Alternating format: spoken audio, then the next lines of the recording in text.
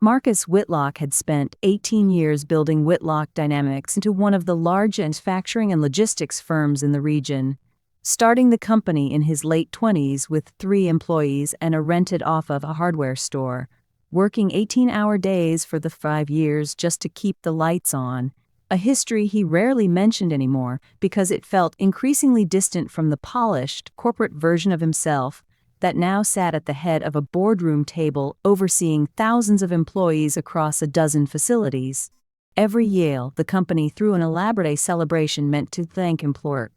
held in a rented ballroom downtown with open bar and a guest list to include not just staff but major clients. People Marcus barely recognized despite including in his own company's name. The budget substantially larger each December with a discomfort he hadn't quite named yet, that the actual warehouse seemed to attend in smaller numbers, each citing awkwardness or simply to spend the evening with their own family with exangling as they rarely interacted during ordinary working hours. It was during the planning for that year's party, half-listenings coordinated the seating arrangements and ice sculptures, that Marcus felt struck by an uncomfortable thought he couldn't quite shake, wondering how many of the people that evening smiling at him, laughing his jokes, and toast to another successful year actually care or the thousands of warehouse workers and floor staff who made that success possible in the first place, or whether the party itself had simply become another performance, expensive and designed to make leadership generous without costing them anything real. That thought stayed for weeks, gnawing at him in the quiet moments, until it eventually a decision he made almost impulsively one evening, telling no one his long tide of security, who had earned his complete trust, that he intended to attend his own company party but disguised a homeless man from the cold, curious, in a way he found difficult to fully articulate.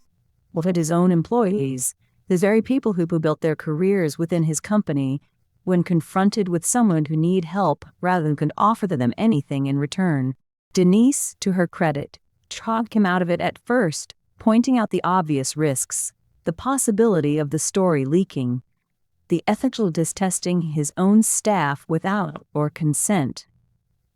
That if word ever got out they had disguised himself secretly employees at a company event,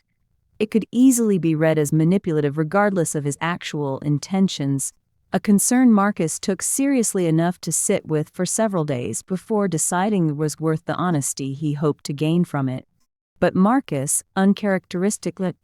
idea, insisted they needed firsthand, rather than simply imagining it, explaining to Denise that nearly 2 decades reading quarterly reports and satisfaction surveys that everything was fine, that morale was strong, that the culture was exactly the inclusive, values-driven and always intended. And yet none of those reports ever actually answered the specific question keeping him up at night, which was simply whether the people under him would extend basic human kindness to someone who had nothing to offer them in return. Denise recognized had made up his mind and to help it and quietly as possible, arranging for a trusted appearance convincingly, worn linated clothing, to just weathered exhaustion, a completely different gait that Marcus practiced in front of a mirror until even himself unsettled and stands from back at him, and Denise's insistence of helping him on positioning 2 own security staff nearby marked cars close enough if anything went wrong, but far enough away that nobody would apparently homeless man near the ballroom entrance was under any kind of protection at all. On the night of the party, Marcus routed the main entrance where waited arriving guests, but through a side alley near the ballroom's entrance, positioning himself near the building's main doors where partygoers would pass our way inside, holding a few coins in it, not to actually beg for money, since that'd never been the point of the exercise, but simply to see how his own employees would react to encountering someone who appeared to need basic human acknowledgement on the very night they were celebrating the company's success. The first hour was, in its own quiet way, than Marcus had anticipated. Watching person he recognized, senior directors he'd personally, department heads he'd with at industry conferences, walk past him efficient indifference, some glancing briefly before looking away, others not acknowledging his brawl,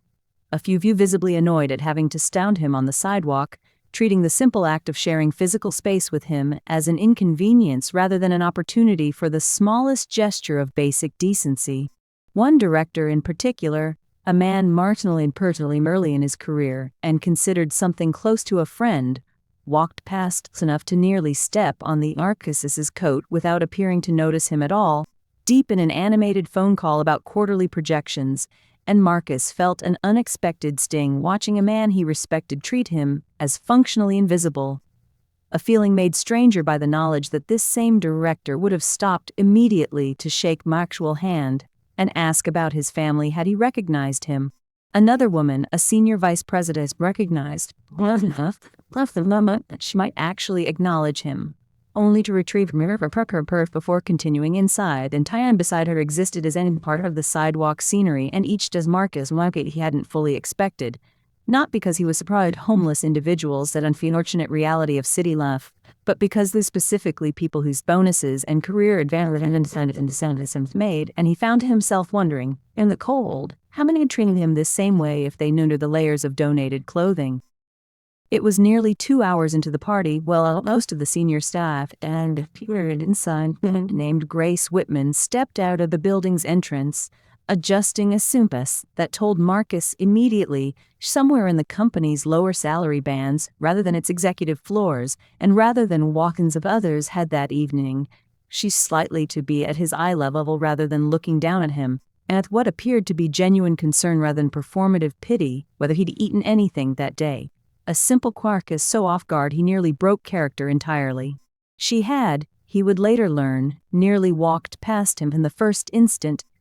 distracted, bold, and eager to get inside. Before something made her stop and turn back, a small hesitation she couldn't fully and afterward except to say that something about the way he was sitting, shoulders curled inward against the wind, reminded her uncomfortably of her own grandfather in his final years, a man who had also spent time on the street before her family finally located him and brought him home. When he answered honestly that he hadn't eaten since mornings, without any hesitation or the kind of self-conscious display put on when performing charity, since the sidewalk was otherwise at that particular moment, opened her small handbag and pulled out a sandwich for herself, insisting he take it, explaining simply that she always packed extra because she might run into someone more than she did that day, a habit she mentioned so casually it was obviously not a rare occurrence, ongoing practice rather than a one-time performance of generosity. Marcus asked her, character, whether she wasn't worried about being late, and Grace laughed softly, explaining he's actually heading into the company holiday just past him, joking that understand if she walked in a few minutes late, since making had dim like the more important priority in that particular moment. A comment that struck Marcus than anything else that evening, since it revealed a woman who instinctively genuine human need above the professional optics of punctuality most people spent that entire managing their appearance within. Before she left, Grace asked his name, still deep in his disguise, gave her a false one, and she introduced simply as Grace, mentioning that she worked in the customer service department handling client complaints, a role Marcus knew, from the organizational charts he reviewed each quarter, sat toward the lower end of the company's pay scale, and yet here she was giving away her own dinner to a stranger on the street, rather than rushing inside to enjoy a party her own company was hosting. She stayed with him for nearly 10 minutes,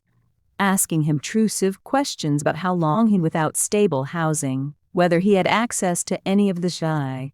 listening to no answers without pushing further than he seemed comfortable sharing, and before finally heading inside, she pressed a folded $20 bill and alongside a card for a local shelter she apparently kept several copies of in her bags for moments like this one, telling him gently that the shelter staff wouldn't judge him for showing up, and that everyone deserved somewhere to sleep regardless how they'd ended up on the street. She hesitated for a moment before leaving, glancing ballroom's bright-lit windows, and then back at him,